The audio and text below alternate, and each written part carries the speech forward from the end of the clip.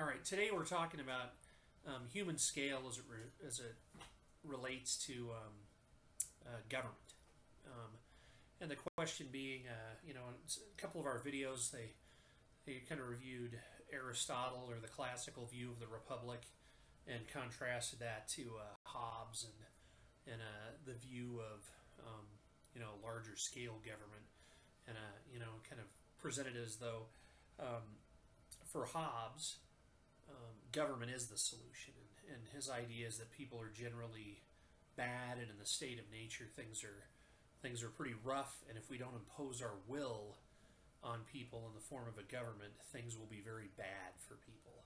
Um, the other view is more, the way that's more for a small republic is maybe you think people are kind of generally good, and that left to their own devices, they're going to make the right decisions. So the idea being you want to have the smallest scale government you can. And this is something that was debated heavily, really, during the time of the founding fathers. But one of the things I thought was really interesting throughout the whole course of our class, we really were studying, we're talking developing Western freedoms.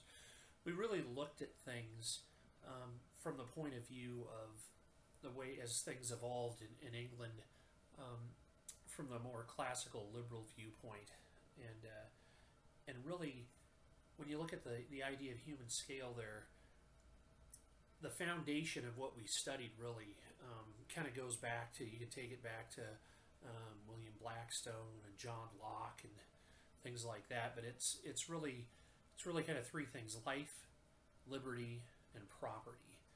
But those are individual rights that the kind of the British system of precedent and things, it's trying to protect those rights.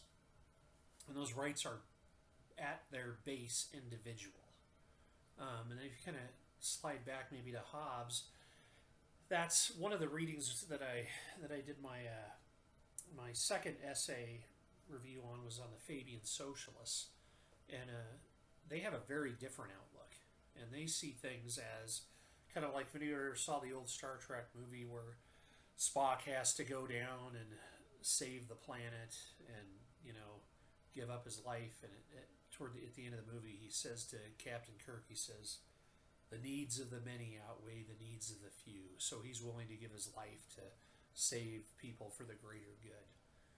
And that's kind of the utopian view of a Fabian socialist. The reality is they believe that left to their own devices, individuals will run roughshod over the whole population, and they need to be kept in check.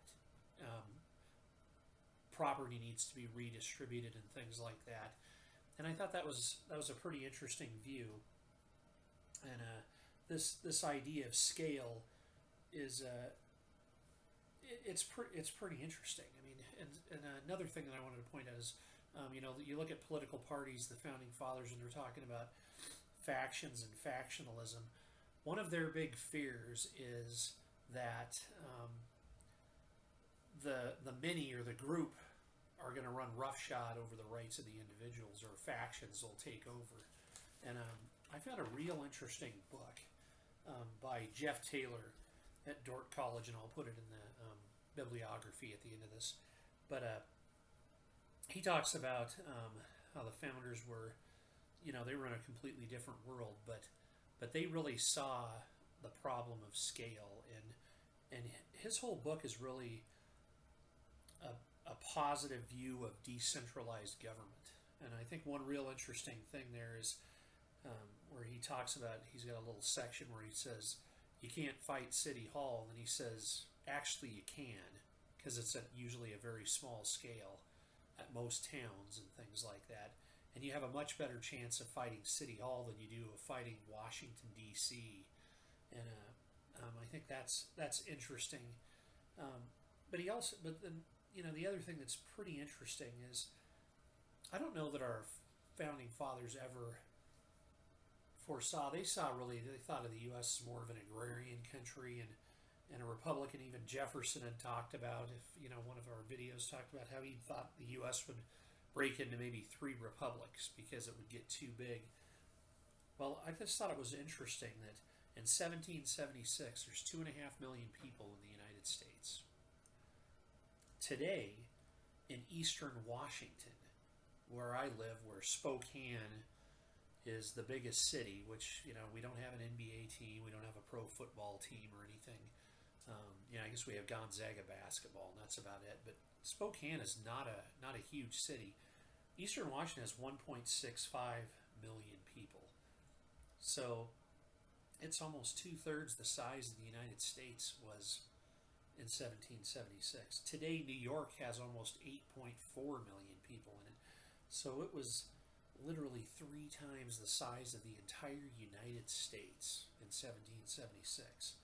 And I just thought that was an interesting way to look at human scale and the way the idea of our republic would be applied there. So, thanks for listening, and I just think that's something for us to think about. You have a great day.